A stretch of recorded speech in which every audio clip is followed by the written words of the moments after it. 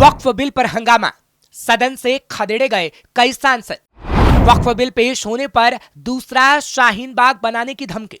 CAA और NRC को लेकर जो बवाल देश में हुआ उसको अभी भूले तो नहीं होंगे आप। वो शाहीन बाग भी आपको याद होगा जहां से देश में अशांति फैलाने की चिंगारी फैलाई गई, जिसने पूरे देश को लपेटे में ले लिया था। ठीक वैसा वक्फ बिल को लेकर भी हो रहा है और वक्फ बिल को लेकर दूसरा शाहीन बाग बनाने की तैयारी भी हो चुकी है। लेकिन ऐसा आखिर कौन करना चाहता है और क्या कुछ ऐसे लोग हैं जो सिर्फ वोट बैंक के चक्कर में देश के साथ खिलवाड़ करना चाहते हैं? आज हम उन सभी लोगों का कच्चा चिट्ठा आपके सामने रखेंगे। नमस्कार, कैपिटल टीवी देख रहे हैं आप, मैं हूं आपके साथ हर्ष भारद्वाज। सबसे पहले आपको एक ट्वीट दिखाते हैं जिससे हम क्या कहना चाह रहे हैं वो आपको क्लियर हो जाएगा। यही है वो ट्वीट जो शोएब जमई की तरफ से एक्स पर लिखा गया। असदुद्दीन ओवैसी की पार्टी के दिल्ली प्रदेश अध्यक्ष शोएब जमई लिखते हैं कि अगर वक्फ बिल जबरन मुसलमानों पर थोपने की कोशिश की गई तो देशव्यापी आंदोलन होगा और इसकी शुरुआत दिल्ली से करेंगे। पिछली बार आंदोलन जहां से खत्म हुआ था, शुरुआत वहीं से होगी। हम अपने लोकतांत्रिक अधिकारों का इस्तेमाल करेंगे और संविधान में अल्पसंख्यकों को दिए गए अधिकार पर हमला बर्दाश्त नहीं करेंगे। इस ट्वीट में अगर एक लाइन को आप गौर से देखेंगे तो इसमें लिखा गया है, जहां आंदोलन खत्म हुआ था, शुरुआत वहीं से होगी।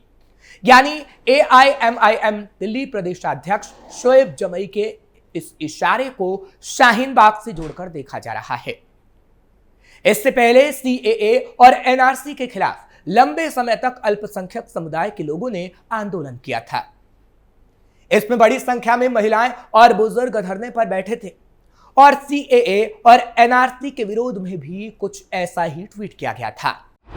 संसद में वक्फ बिल को लेकर हुआ बवाल। वक्फ अमेंडमेंट बिल लोकसभा में पेश कर दिया गया। केंद्रीय अल्पसंख्यक मंत्री किरण रिजिजू ने लोकसभा में इस बिल को पेश किया। इस बिल को लेकर मुस्लिम समाज का एक बड़ा तबका इसका समर्थन कर रहा है तो दूसरा तबका इस बिल का विरोध। कई मुस्लिम शख्सियतों का कहना है कि सरकार अल्पसंख्यक समुदाय के धार्मिक मामलों में सरकारी हस्तक्षेप बढ़ा रही है और इसी मकसद से इस बिल को पास कराना चाहती है। लेकिन बिल का सपोर्ट कर रही सरकार का कहना है कि वक्फ संशोधन बिल के जरिए वो वक्फ से जुड़ी संपत्तियों का बेहतर प्रबंधन सुनिश्चित करना चाहती है। लेकिन बावजूद उसके कुछ कट्टरपंथी इसका विरोध कर रहे हैं और दूसरा शाहीन बाग बनाने की भी धमकी दे रहे हैं। वक्फ बिल पर बयानबाजी और बहस तेज। सरकार जहां वक्फ बिल पर अपना स्टैंड क्लियर कर रही है, वहीं विपक्ष पर मुसलमानों को बरगलाने का आरोप लगा रही है। तो दूसरी तरफ विश्व हिंदू परिषद के राष्ट्रीय प्रवक्ता विनोद बंसल ने गढ़े गए कथित झूठों पर तीखा प्रहार किया है। उन्होंने सवाल किया कि अगर कोई कट्टरपंथी मुसलमानों का साथ दे तो वो सेकुलर कहलाता है, लेकिन हिंदुओं का समर्थन करे तो उसे कम्युनल ठहरा दिया जाता है। इसी तरह संसदीय कानून का समर्थन करना सांप्रदायिकता और विरोध करना सेकुलरवाद क्यों माना जाता है? उन्होंने आरोप लगाया कि कट्टरपंथी ताकतें मुस्लिम समाज को भी गुमराह कर रही हैं और उनकी राजनीति का असली शिकार आम नागरिक हो रहा है।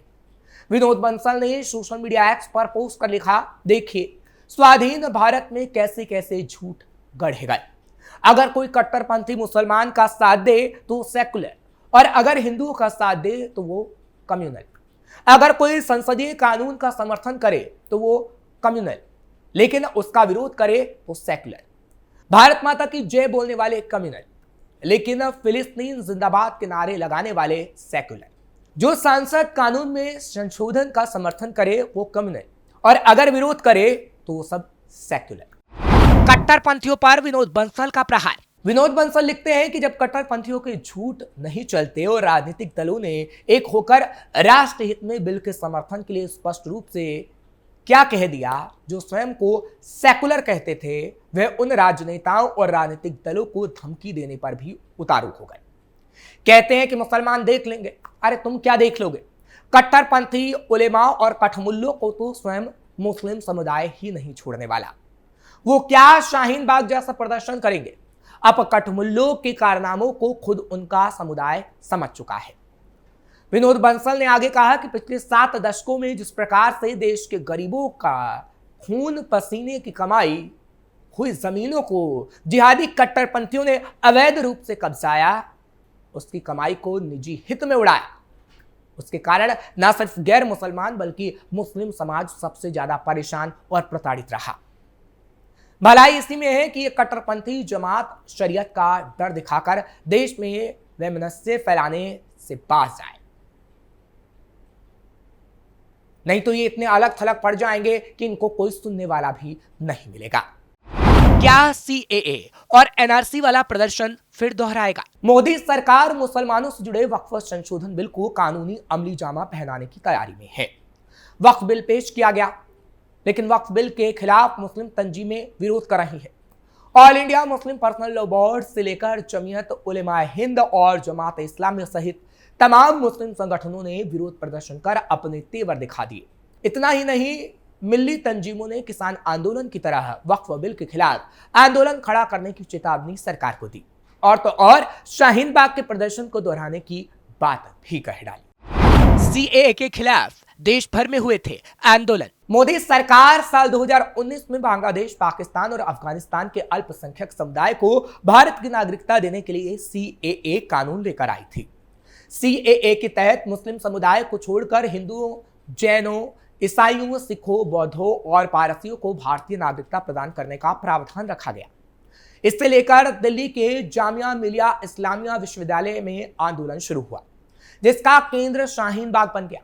सीएए एनआरसी के खिलाफ शाहीन बाग का प्रोटेस्ट एक मॉडल बन गया और इस आंदोलन की चिंगारी देश भर में फैल गई थी। देश के तमाम शहरों में शाहीन बाग की तर्ज पर महिलाएं और बच्चे सड़कों पर उतरकर धरने दे रहे थे। सीएए कानून के विरोध में मुस्लिम समुदाय इसलिए भी विरोध प्रदर्शन के लिए उतर गए थे क्योंकि उन्हें संशय था कि उनकी नागरिकता कहीं छिन जाएगी। सरकार लगातार सफाई देती रही कि सीएए का कानून नागरिकता देने का है, नागरिकता छीनने का नहीं। सीएए के खिलाफ आंदोलन ने जब विकराल रूप लिया तो मोदी सरकार को साफ साफ शब्दों में कहना पड़ा कि फिलहाल सरकार की मंशा एनआरसी लागू करने की नहीं है। इसी बीच देश में कोरोना वायरस आ गया, आंदोलन खत्म हुआ। सरकार के लिए सीएए आंदोलन चिंता का सबब बन गया था। यही वजह है कि सरकार वक्फ बिल पर दूसरा सीएए जैसा आंदोलन नहीं चाहती और ऐसा करने वालों पर तगड़ा एक्शन हो रहा है। वक्फ बिल पर पहले जेपीसी का गठन, फिर बिल किया गया पेश। मोदी सरकार वक्फ संशोधन बिल लाई तो पहले संसद की संयुक्त समिति जेपीसी का गठन किया। जेपीसी में सत्तापक्ष के सांसदों के साथ विपक्ष के सांसदों को भी शामिल किया गया। इस जेपीसी ने देश भर के अलग अलग राज्यों में जाकर लोगों के साथ बातचीत की। इस तरह मोदी सरकार ने संदेश देने की कोशिश की है। सरकार की मंशा चर्चा और विचार विमर्श करके बदलाव करने की है।